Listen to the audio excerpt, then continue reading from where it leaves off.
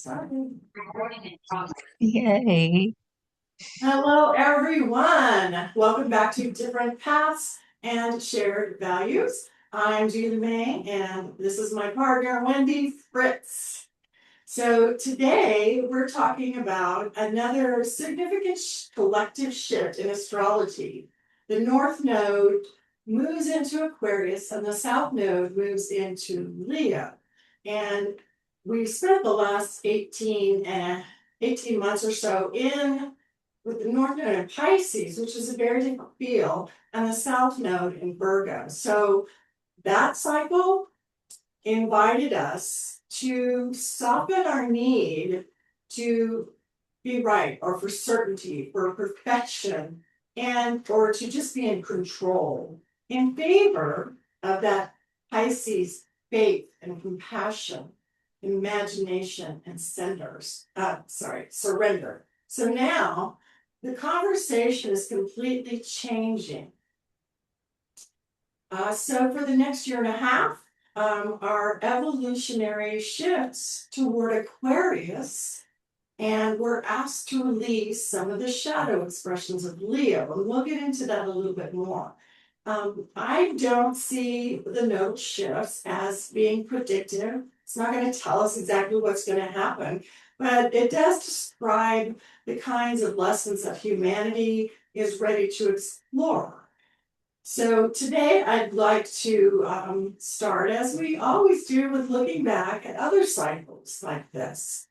What happened during the previous time when Aquarius was in the North Node and Leo on the South Node. So I got this off the internet. It's from the Yoga Journal that says that the nodes are mathematical points where the moon's orbit crosses the Earth's path around the sun. It's elliptical. So they're always opposite each other, forming a cosmic axis. So I practice Western evolutionary astrology, which for North Node is like your soul's purpose. It's where you're being drawn, the lesson you're being learned to grow to. The South Node describes where we might already have the tools. It's a place of comfort that we're coming from, and they balance each other. That's important to remember. So Wendy and I are going to explore what these themes might mean for us today, me through astrology and her through lived life and experience and what she's seeing out in the world. So let's get into a little bit more nitty gritty. Every 18.6 years, the nodes return to Aquarius and Leo. So each sign stays in a node about 18 months, but it takes a full 18 and a half years to get back to the same sign. The world is not the same each time. It does bring up similar questions that tend to emerge. So what we're looking at are some previous cycles. 1951 and 53, there was an early civil rights movement in the United States. Communication grew with television, post-war international alliances. You know, it wasn't just the United States. It was, let's build some international alliances after that Great War. And then that was 70 to 72. We had the first Earth Day. And environmental movements grew, and it wasn't just here, it was around the globe. There's a lot of youth activism that went on. There was a very, very strong Aquarian themes around the collective. Then 89 to 90, the fall of the Berlin Wall, beginning of the end of apartheid. These are big things, collective, a lot of people moving to make things better in the world and knocking down those old power structures, you know, like the Leo, the shadows part of Leo where I'm right and we'll do it my way, giving way to that broader Aquarius theme. And then the most recent one, 2007 to 2009. So that was the rise of social media, smartphones, financial crisis that I'm sure, well, you and I remember. And so this reshaped communities, and people reorganized. So remember, the nodes do not cause these events, but we as astrologers observe them and the symbolism of those cycles, that because they often correspond with the kinds of evolutionary questions that we are all grappling with. I mean, the universe doesn't lie. The stars tell us a story. It plays out differently, but the impetus behind them is the same. So let's go back just to the most two recent times, especially the 2007, 2009, which was, we started being connected at various points, but this was really connected through big things. Coincided with how we connected with Facebook, went beyond universities.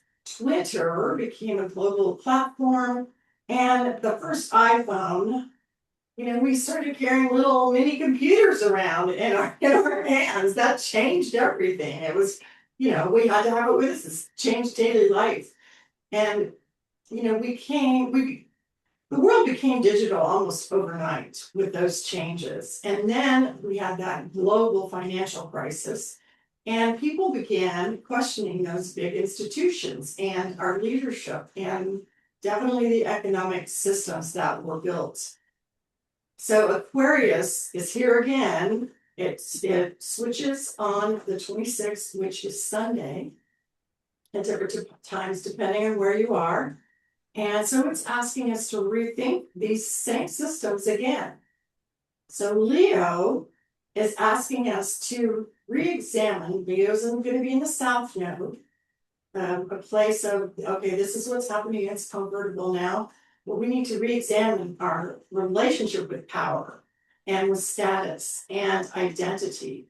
And we've been talking about this a lot, Wendy and I, because there's been a lot of big major astrology events going on this year that have shifted, and they've shifted our world. So our questions again boil down to who deserves to be heard, who belongs, and how do communities function when those traditional structures fail. And personally, I see them failing all over the place. So, Wendy, when you think about how quickly technology changed the way we relate to one another, what do you think we gained? And then on the opposite side, to balance it, what do you think we might have lost? Yes. And first of all, I always love how you're able to pull all of these things together and like show. I wish there was more of these well, I think there are more of these conversations happening, but where it shows how it all connects. Like it blows my mind. There's so much more at play than what we think there is or that we know there is. So, but as far as technology and what we gained and what we lost. So, um, I think as a collective, the collective landscape is changing, and I believe it's as a society really, um, we're re-examining all of our typical systems and beliefs that have been in play forever, and I think we gained a lot more access to the world at large through technology. And as a whole, it brings awareness to like extremely different ways of thought and seeing the world, and beliefs and stuff. I think that was a huge thing that we gained. And we became aware that there's actually other societies out there that exist and they're so far different from the one that we live in, and that's anywhere in the world. Like that's not just here in the United States, just every society. We live in this society, but there's so many different societies out there that probably we didn't even know existed, a lot of them, before technology sort of brought that into our world. um, and so i think it's given I think it's given an opportunity to see and learn more uh, about the big world that we all live in and share. Um, but it also like lets us step outside of our own little bubble and our sheltered little existence that we all have. And we did used to be very sheltered, not so much anymore, thanks to technology, right? Um, but it didn't just make the world bigger, it made it immediate. And so, you know, people we maybe never would have encountered previously can now speak to us directly instead of through media and journalists and politicians and textbooks um, and by them being able to do that, us being able to speak to each other directly without those outside filters to the that normally they plate everything up to us based on what their message, what they want to put out, what their agenda is, what their beliefs are. They might skew the information a little bit but now we're like getting it straight from the horse's mouth, so to speak. Like we're talking to people directly on the other side of the world, and we're not getting those outside filters. We're getting that information directly. So it's immediate, and it's very expanding, I think, as far as how we can see each other and the world around us and how we fit into that whole picture.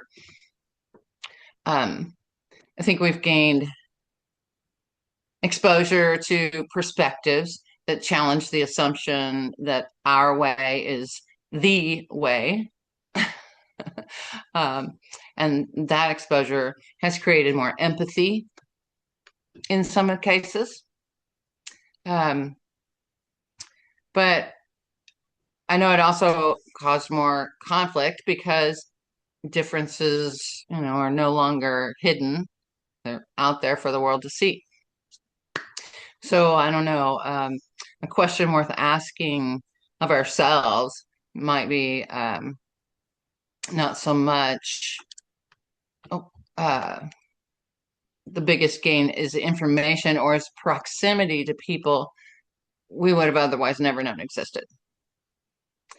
So I think what we've lost is human connection that sometimes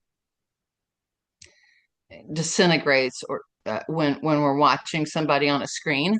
We aren't as impacted a lot of times if we're watching on a screen as opposed to standing in a shared space with someone face to face.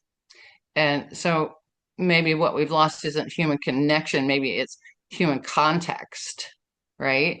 Because when someone appears as a two-dimensional like image on a screen, we're not in the physical room with them. We don't smell the room. We don't hear the pauses. We don't notice the nervous hands. We don't make eye contact. We don't feel the energy exchange that happens between two people. And our brains receive less information, so they fill in the blanks. And that's where assumptions and stereotypes and dehumanization become easier because screens, they create psychological distance, and it's easier to dismiss or mock or hate someone you'll never physically stand beside. So most people behave, way different when another human is 5 feet away than when they're represented by a picture on a screen. So sometimes we're more emotionally impacted, though, but in a different way because screens amplify outrage and fear and tribal identity, and algorithms, they reward emotionally charged content, and that's what gets pushed out the most. But what they don't transmit is the humanity that exists between the viral moments. So technology connected humanity globally, but it also simultaneously made it easier to forget the humanity of the individual sitting behind the screen. So true. And I like that you pointed out that the dehumanization. We see that on social media. You know, people feel more, um, they feel like it's easier to say something harsh or negative because they're in the same room, or maybe they're responding later after they read it. And you're right, those algorithms just, they like that. They like the dissent between each other and they push it out. But Drama. drama, yes. So we have to definitely remember that humanity, and I think that's what Pisces in the North Node was doing. And hopefully enough of us have come forward with that and are ready to push it out a little bit differently for people. I think there's more and more of us. More and more of us, and that's what Hmm. we. So let's go back one more cycle. We're not gonna go back through all that I mentioned, but to 1989 to 1990 when the Berlin Wall had fallen. Now I'm old enough to remember that. It was such an exciting event. And I remember seeing that on the news on TV, and it was just, it was so beautiful to see people crawling over that wall to freedom. They weren't walled in anymore. So Eastern Europe was redefining itself. Um, Apartheid in South Africa was beginning to unravel. And so there was, with Aquarius in that North Node, this tremendous momentum toward freedom. And of course, with that huge change comes uncertainty. But that is part of Aquarius. It symbolizes, though, collective liberation. So we're now at a point where Aquarius says, what do you need to liberate yourself from? And to balance that, that Leo charisma, Leo the lion, you know, is ruled by the sun. It's very charismatic, showing that just being drawn to someone who has charisma as a leader isn't enough. It doesn't mean they're even right for us. It just means they exude something. But lasting change requires large communities of people that are willing to participate in whatever that change is. So, Wendy, when you talked about that humanity in people, um, you know, can we learn to ignore those labels? It seems like history keeps asking us the same questions. Can we build a future without creating new divisions that we've seen so much in these past several years? Right. And it does repeat over and over, and it's exhausting. It really is exhausting to see it continue, you know. But I've also I came to that conclusion that dehumanization is the number one threat to humanity, you know, and I feel like it always has been. I don't think it's a new thing. I think it's always been the case. That's always been the number one threat, in my opinion, of society in general. So can we build a future without creating new divisions? I think divisions are always going to be present because of the diversity of the human experience and our brains and our, you know, social lives and everything, for everyone. But I also think that while division can and has been very dangerous, it can also serve as a spotlight to uncover areas where we need to work on. You know, it lets us see where the problems exist or where the malfunctions are happening, the breakdowns. And without those divisions, we wouldn't even know that there was a problem. We wouldn't even know or consider thinking differently or bigger or more inclusively, because we just wouldn't even know there was a different way to think without those divisions being around and in existence. And so division reveals whose voices aren't being heard, because everyone's voices deserve to be heard, where systems are failing, what assumptions we've stopped questioning, like where people are experiencing harm differently. And so maybe the goal isn't a future without division, because maybe that's impossible. Maybe the real question is, can we disagree without dehumanizing each other? Because division itself isn't inherently bad. Um, Democracy depends on disagreement. Science advances because ideas are challenged. Innovation happens because people question the status quo. The danger comes when division hardens into tribalism, and when protecting our group becomes more important than pursuing truth or understanding. So, the real problem, the existence of division isn't really the problem. It's our instinct to turn differences into identities that we must defend at all costs. Wow, that was great. That was great. It is, Aquarius is definitely, with that help of Leo, putting a spotlight onto things.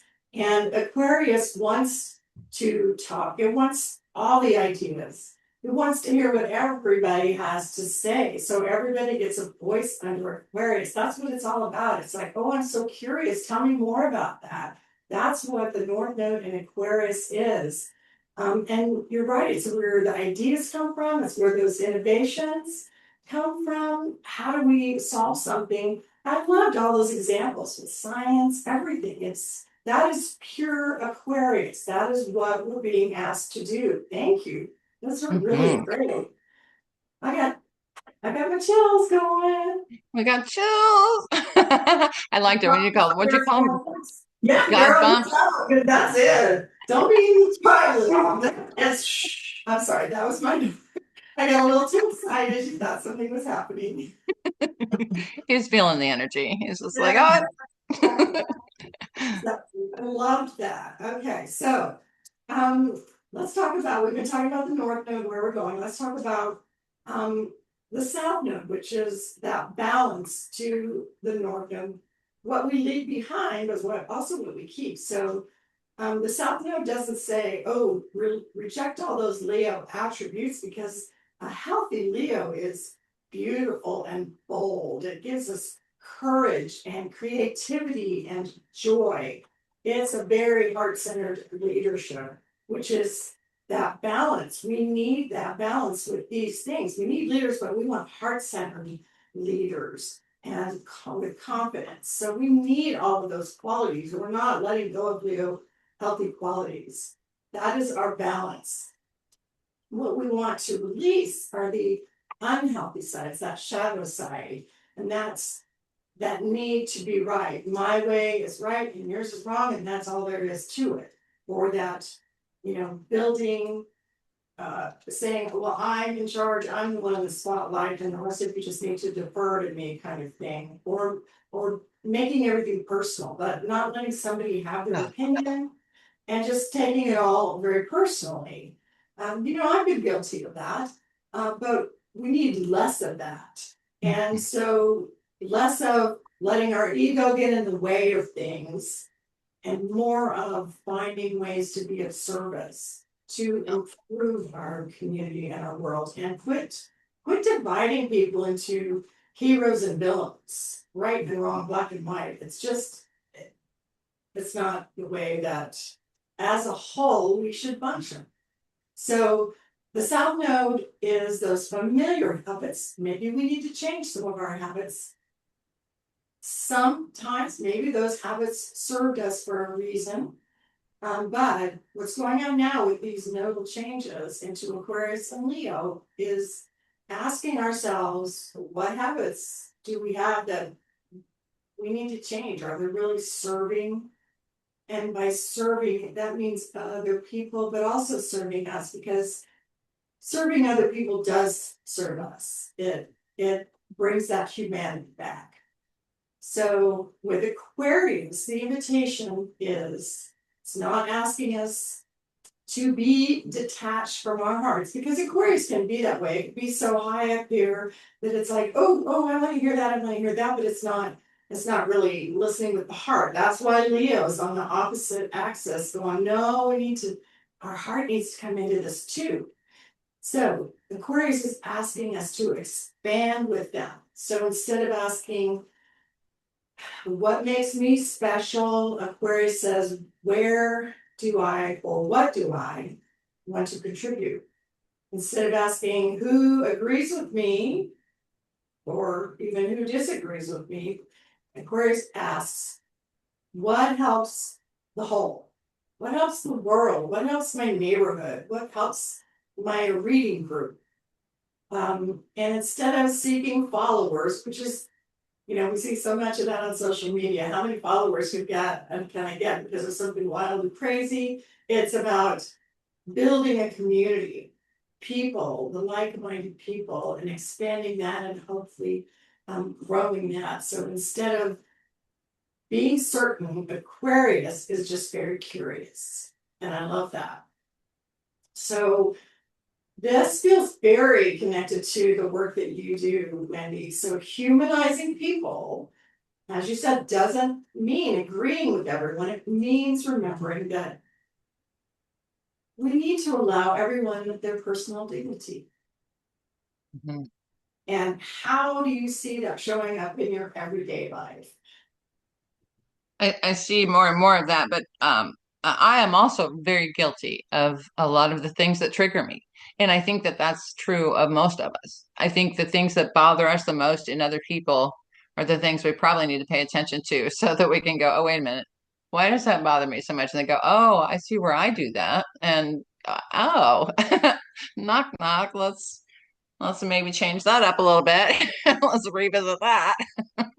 So yeah, I definitely don't have it all figured out for sure, but I think I see more and more of the empathy and the people showing up to defend others' rights and dignity when it's being attacked because they're still humans and because they deserve the dignity. They're worthy of existence. And just because we don't all agree with everything that everyone else says or does doesn't mean that they deserve less than that.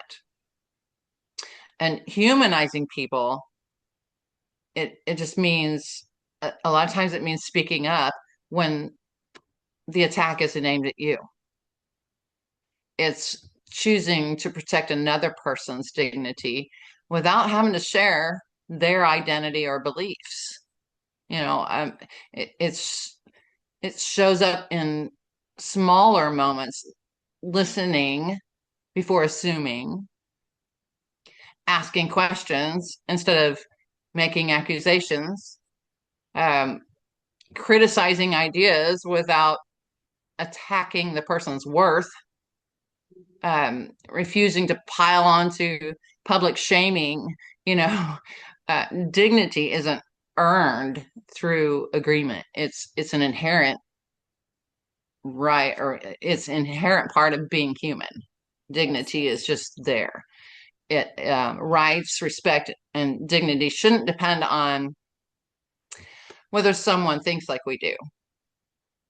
Uh, so, can we recognize the humanity of the person we're tempted to dislike, dismiss, or oppose? And defending people we already empathize with is important, but recognizing the dignity of someone who frustrates or angers us, um, that's where the principle of it really gets tested, isn't it? For me, especially. So see the human first and then wrestle with the ideas. And I struggle with that still. I mean, I think it's a very human thing to have that knee-jerk emotional reaction when someone's being particularly hateful toward you or toward someone you love or even just toward someone and you're just an empath, so you're like, whoa, why are you being such a nasty human. And we just jump in there and go, hey, I'm going to defend this. This is not, no, this is not acceptable. I think that's a very knee-jerk emotional reaction for most of us. But we do need to figure out how to temper that with, okay, what happened? Why is this person so triggered and so angry, or whatever emotion is behind that, and see the person first and then say, okay, now let me try to understand where you're coming from, why this is happening, and maybe we can find a common ground and keep just turn down the temperature a little bit instead of escalating it, immediately out of the gate, which I've been known to do many times. We are human. We're not perfect. And do you mind if I share about a post that you put on there where I the same thing happened in my response? Oh, If you remember this, but Wendy posted something and another person wasn't hateful, but she's like, why can't? And this person was like, well, you can't because these things are against us, kind of thing. And this person was not being hateful, but my immediate was, oh, I need to defend Wendy. And so I'm like, don't listen to this person. And and I felt that in myself. And then this person came back and explained why that was their mindset, where they were coming from. And I said, thank you so much, because now I understand where you're coming from. But it was a knee-jerk response on my part. So I mean, we are all human, these things are going to happen. But the point is to stop if you can and allow that conversation to continue and to understand each other, if right. both people are willing. So we have And that's a big if right there. it is. That's a big if. So I was very, very grateful to that person that they were willing to share and have that conversation and put me in my place without putting me in my place, because I I mean, understand. yeah, it Yeah. happens. I've had some of those myself where people come back and actually do answer and have a decent conversation instead of attacking more or whatever. And I've been with my Be Change You Seek. This is a little off subject, but I'll keep it short.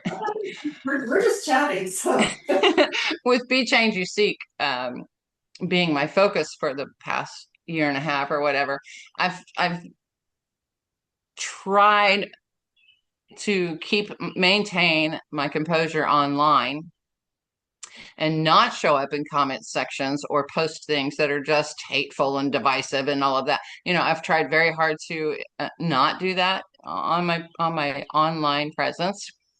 And it's been very difficult sometimes, but I've done it more than not for the last year and a half. And then a couple of weeks ago, I just was in a mood. And I just was like, went on a rampage on this post because people, oh, it's ridiculous. I don't even, so, and people in the comments were just being horrible people there. Here I am judging, but I mean, they were saying some things. And so I got in there and I just went on a rage and I was like, you know what? And I just sort of spewed things. And it still wasn't as bad as what they were saying, not nearly as bad as what they were saying. But for me, it was pretty bad and negative.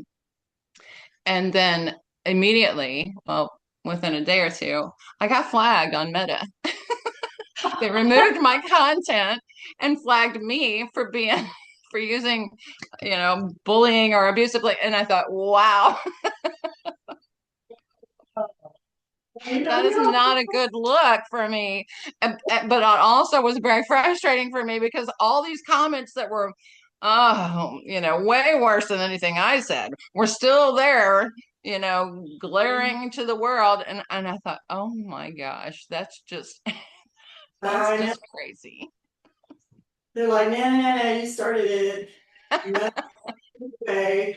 Yeah, we do have to. It's easy. I mean, we're human, and Yeah. it is part of the learning and the growth that we're doing, and trying to overcome our triggers, like you said, and looking at those. So Yeah. But at least you got to be able to say, okay, Yes. rein it back in, chicks. That was going a little Yes. far. Yes, because you know how it just goes boom on there. Yeah, I know. It's so easy. Yeah, I get it. Yeah. Yeah. So, okay, let's go on and talk about the cycle that we're leaving, that Pisces North Node and Virgo South Node. Because this is leading us to where we are today, and it's worth honoring each cycle as they occur. So Pisces invited that compassion in us. Virgo showed us those places where criticism or perfectionism or overanalysis had become exhausting, because that's the shadow side of Virgo. So, in this cycle with Pisces, many people discovered spirituality. I mean, Oh, yeah. I'm an astrologist. I see people popping up left and right just in my world of that. And they all have something to say, and it's all good, but it's you just see more of that than you did before. And it's become a little more mainstream, less judged. So many people, that's when people started questioning the organized systems, and mental health became a more public conversation.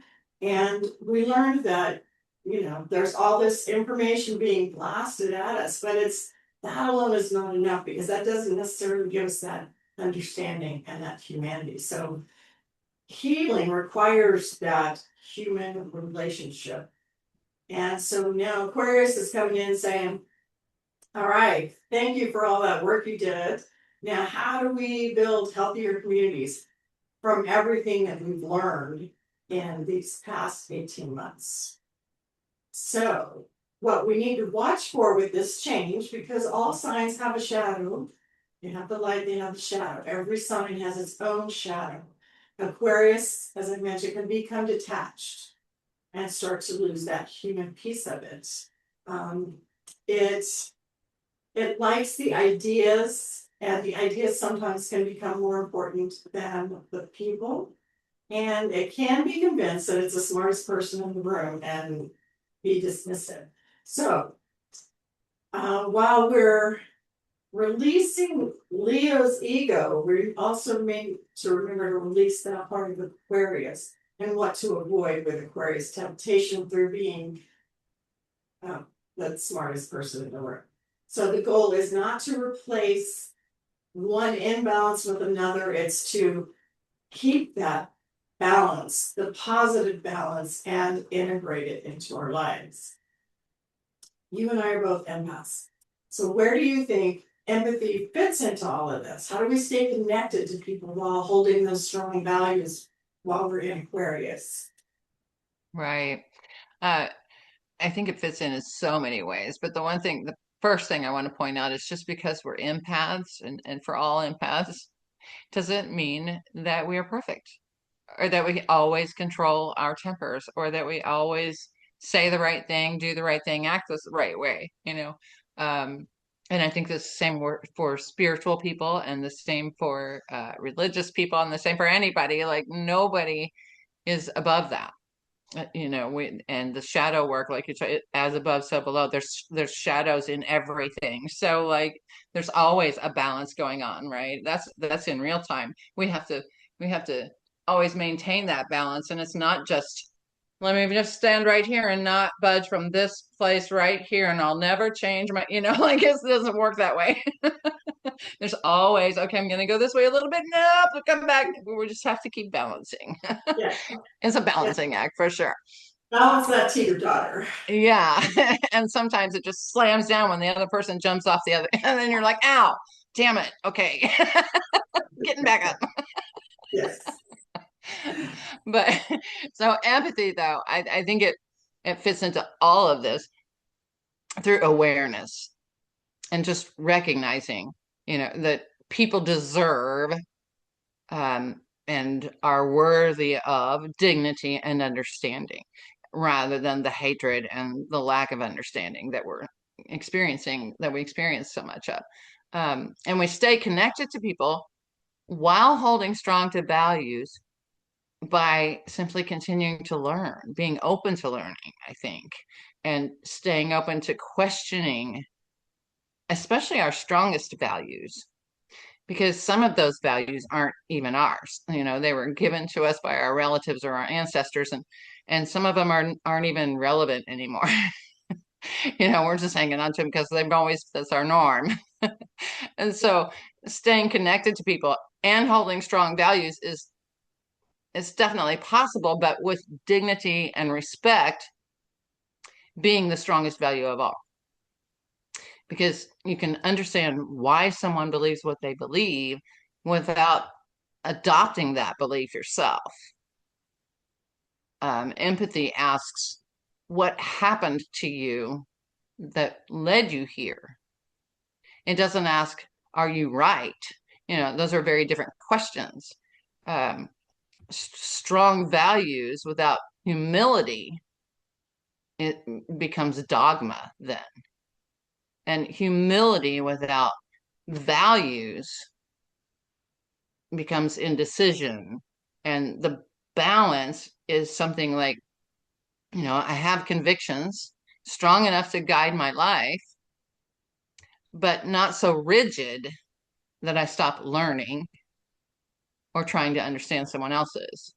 And if dignity is the non-negotiable value, then almost every other disagreement just becomes easier to navigate and try to understand. And it doesn't require people to agree on politics or religion or identity or culture. It just asks them to begin with the humanity of the person in front of them.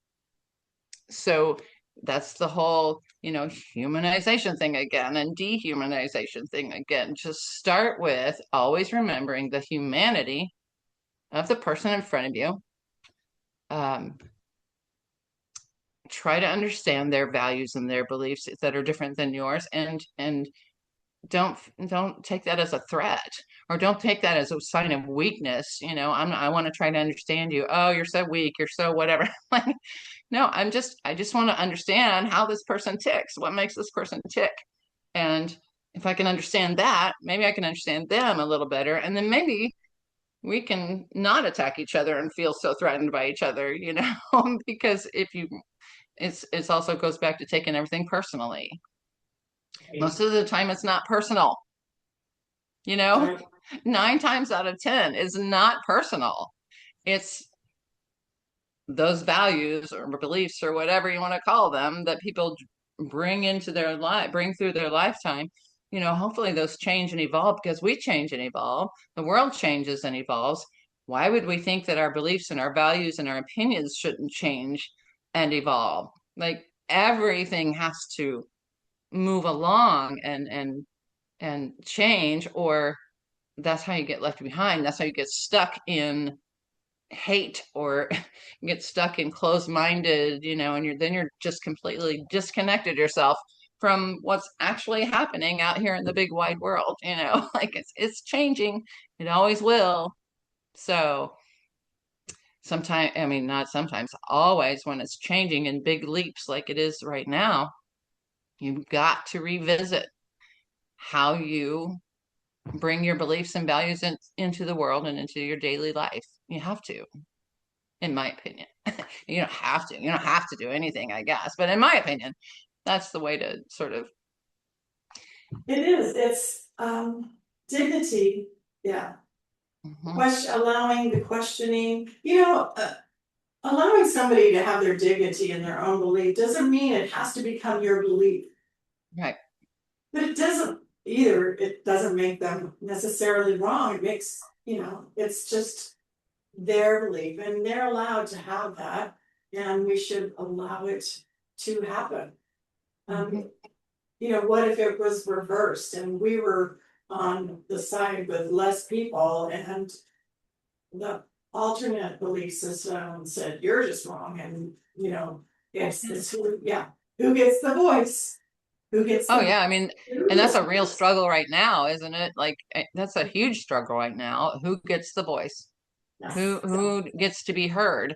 And it shouldn't be that way. It should be everyone gets to be heard. And it And doesn't mean that we have to agree or embrace it. It just means, okay, say what you got to say.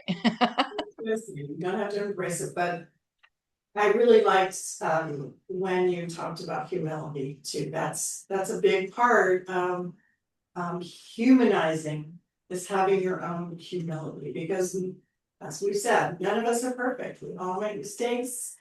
We try, and we try not to repeat mistakes, but you know what? Sometimes you keep getting the lesson, and it's going to keep coming back up until you figure out what's wrong with that pattern that you have. That's the conversation for another day. But that's a huge one, isn't it? Because, oh my God, it's so true. And that's why we keep repeating the same mistakes over and over again, because we obviously didn't learn our lesson. So until we do, it's going to keep rearing its ugly head. We do, but then we have new generations of people who are, maybe aren't students of history, which, history is not my biggest thing, but, it can tell us a lot. History's not my biggest thing either, but man, it really puts perspective in a lot of things, I think. Yeah. It does. So if history teaches us anything, it's that periods that symbolize Aquarius often bring rapid change in technology. Now, Aquarius is ruled by Uranus, and Uranus is the change maker, the disruptor, the one where, the brilliant, mad scientist ideas come about, that kind of thing. It brings rapid changes in culture and the way we organize society. So the question isn't whether the world's going to change, like we've been saying, it always does. It's who will we become when it changes? And we all have a choice. We have a choice in this matter. So I think that's the real invitation here. Think bigger. Aquarius is big. It wants the big picture. It wants to be curious about everything. Love wider and listen longer. So remember that the future isn't built by one extraordinary person. It's built by people choosing, ordinary people like us, every day to see another person's humanity. So, is there anything else you'd like to add, Wendy? I mean, I think that was a pretty good conversation about, so many important things that are happening, and so many of our important, like, work that we're both doing, especially the empathy and the humanization part. I just really want people to humanize first. Just focus on humanizing first. The rest of it we can figure out. We can trudge through all that as we go, but if you remove humanization from people, then you've already lost. Everybody's already lost. You have to just make sure that you see the human on the other side of any disagreement, anything. Just always see the human first, and then deal with the topics. Yes. And if it's a human that won't reciprocate, maybe they're another person you want in charge. So anyway, thank you for joining us.